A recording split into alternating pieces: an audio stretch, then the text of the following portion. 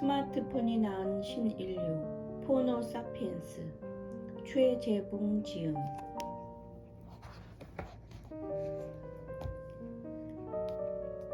팬덤이 소비혁명을 주도한다. 역사가 가장 오래된 세계 공통의 소비재 음악의 소비 패턴을 보면 소비 문명 변화의 방향과 세기를 읽을 수 있습니다. 그런 측면에서 최근 우리 아이돌 BTS의 세계적 인기는 자발적인 팬덤 소비가 소비시장에 얼마나 무서운 변화를 가져오는지 확인할 수 있는 매우 특별한 데이터입니다. 시대를 막론하고 10대의 소녀들은 항상 멋진 아이돌 가수들에게 열광합니다. 그러니 BTS를 향한 열광이 특이한 현상이라고 할 수는 없습니다. 달라진 점은 바로 열기의 확산 과정과 그 파괴력입니다. BTS가 무너뜨린 성벽. 데이터를 보겠습니다. 2018년 BTS는 빌보드 200 차트 1위를 무려 2번이나 차지합니다. 기존 미국 음악산업계에서는 BTS가 5월에 Fake Love라는 곡의 인기에 힘입어 1위를 차지할 때만 해도 충격적이긴 하지만 일시적 인기라고 생각했습니다. SNS를 기반으로 하는 온라인상의 인기가 영향력이 커지긴 했으나 여전히 TV, 라디오, 콘서트 등 기존 음악 유통망의 영향력이 더 막강하다고 믿었기 때문입니다. 테일러 스위프트, 비욘세 등 미국 내 최고의 가수들도 새로운 음반을 내고 나면 거의 한 달간 미국 전역을 돌면서 콘서트부터 방송까지 엄청난 활동을 소화하며 인기몰이를 하는 게 상식이었습니다. 그게 당연한 마케팅 패턴이었습니다. 빌보드 200 차트는 앨범 판매 금액을 집계한 것으로 핫트랙과 함께 진정한 음악의 왕좌를 결정짓는 메이저 차트입니다. 모든 데이터를 앨범 판매량으로 환산해 집계하기 때문에 SNS상의 인기만으로 1위를 차지하기 어렵고 수익에도 큰 영향을 미치는 차트입니다.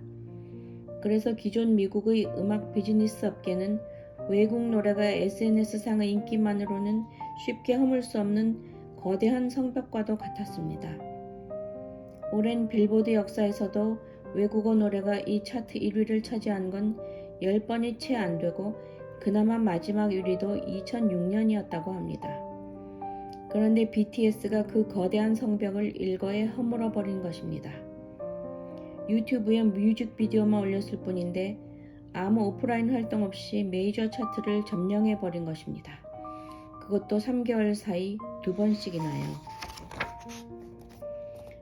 기존 음악 비즈니스 유통망의 도움 없이 이런 성과를 냈다는 것 자체가 미국 음악계에 엄청난 충격을 주었습니다. 이것이 팬덤 소비의 위력입니다. 1000만 명이 넘는 BTS의 팬클럽 아미는 신곡 뮤직비디오가 발표되자마자 전 세계로 영상 링크를 실어나르며 무려 70개국에서 아이튠즈 다운로드 순위 1위를 차지하게 합니다. 그들의 전파력은 기존 음악 유통망에 비해 훨씬 빠르고 강력합니다. 1000만 명의 자발적인 온라인 마케터가 24시간 비상 대응 체계를 갖추고 활동하기 때문입니다. 뮤직비디오만이 아닙니다. 신곡 뮤직비디오를 처음 보면서 감동하는 리액션 영상이 순식간에 유튜브를 타고 전파되면서 조회수가 곧 수십만에 이릅니다. 이 열기는 곧 전 세계로 확산되고 BTS 뮤직비디오는 10대라면 꼭 봐야 하는 컨텐츠로 각인됩니다. 그 덕에 많은 팬들이 새롭게 생겨나고 BTS 컨텐츠는 유행처럼 번집니다. 이로 인해 음원의 다운로드는 폭발적으로 증가하고 이 현상은 다시 음반 판매로 이어집니다. 심지어는 관련 기념품까지 엄청난 판매를 기록하게 되죠.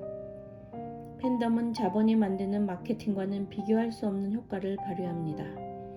바비 인형을 판매하는 세계적인 완구 기업 마텔이 2019년에 BTS 멤버를 바비 인형처럼 만들어 판매하겠다고 발표했습니다. 그리고 당일 이 회사의 주가가 7.8% 폭등했습니다. BTS의 팬덤이 어느 정도의 위력을 갖고 있는지 보여준 사례입니다. 물론 이 모든 건 BTS의 음악과 밴드의 매력이 뛰어났기 때문에 가능한 일입니다. 거대한 글로벌 팬덤을 만들 만큼의 강력한 킬러 컨텐츠가 있었기에 소비자들이 자발적으로 확산시킨 것이죠. BTS의 성공은 이제 온라인에서의 히트가 음악시장 자체를 장악하는 힘이 생겼다는 걸 보여줍니다. 음악을 유통하는 비즈니스 생태계의 작은 영향력으로 인식되던 SNS의 인기와 유튜브, 아이튠즈, 스포티파이 등 디지털 플랫폼의 역할이 이제는 기존의 오프라인 유통을 위협하는 거대한 세력이 되었음을 BTS가 입증한 셈입니다. 음악 유통에 가장 강력한 힘을 갖고 있던 TV와 라디오 등 방송 매체는 이미 절대 권력을 상실했고 그 자리는 디지털 플랫폼이 차지했습니다. 디지털 플랫폼에서의 음악 인기는 소비자가 정합니다. 진정으로 소비자가 왕이 된 셈이죠. 이로 인해 팬덤은 새로운 권력이 됩니다. 얼마나 많은 팬을 갖고 있느냐가 얼마나 많은 광고비를 쓸 수 있느냐보다 훨씬 더 중요한 가수의 성공 요인이 되었습니다. 아미는 위대했다. BTS의 성장 과정은 바로 이 현상을 증명해낸 세계 대중음악사의 새로운 기록입니다. 대한민국에서 아이돌로 성공하기 위해서는 YG, SM, JYP 소속이 아니고는 어렵다는 것이 정설이었습니다. 이유도 명확합니다. 아이돌을 키워내기 위해서는 오랜 기간 동안 엄청난 투자가 필요하고 음악을 확산시키는데도 많은 마케팅 비용이 필요하기 때문입니다. 방송국, 광고계, 음반업계 등 기존 음악 네트워크와의 관계도 매우 중요하죠. 그래서 대기업이 아니고는 이런 투자를 감당하기 어렵고 반짝 인기가 있더라도 오래 유지하기 어렵습니다. 그런데 BTS의 방시혁 대표는 JYP의 박진영 대표와 함께 일하다 독립해 벤처기업 회사를 차립니다. 좋은 곡을 만들고 좋은 가수를 만드는 데 자신이 있었던 그는 음악만 좋고 가수만 좋다면 대규모 투자 없어도 성공할 수 있다고 굳게 믿었습니다. 그렇게 발굴한 보이밴드가 바로 BTS입니다.